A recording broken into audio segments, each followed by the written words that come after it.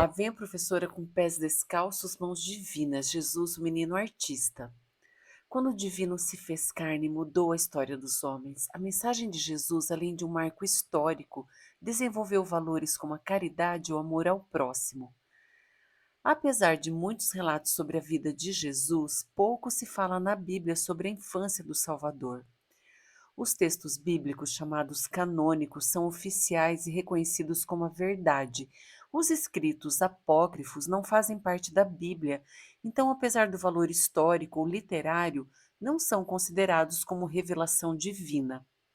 E foi justamente um texto apócrifo, o relato mais antigo sobre a infância de Jesus, que o brasileiro Gabriel Macedo ajudou a decifrar.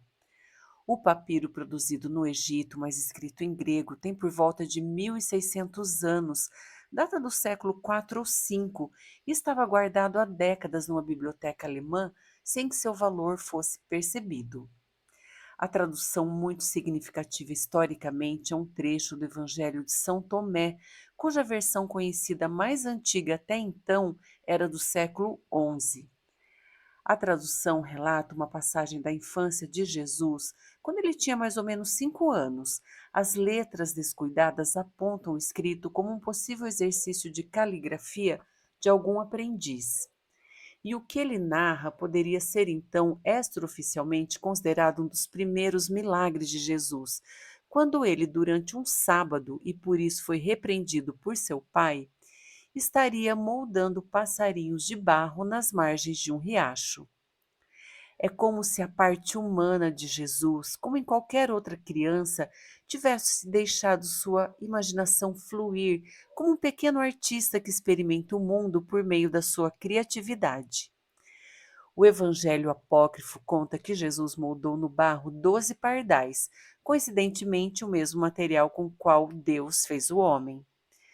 Depois que São José ralhou com ele, ele soprou os pássaros, assim como o fôlego de Deus nos deu a vida, e aí imediatamente o milagre aconteceu, os passarinhos saíram voando. Num país que pouco valoriza a cultura erudita, o brasileiro Gabriel Macedo nos enche de orgulho pela pesquisa e descoberta tão significativas. E o milagre de Jesus menino, apócrifo ou não, nos inspira a buscar em nossa criança interior o artista que porventura tenha se perdido nos meandros da vida adulta.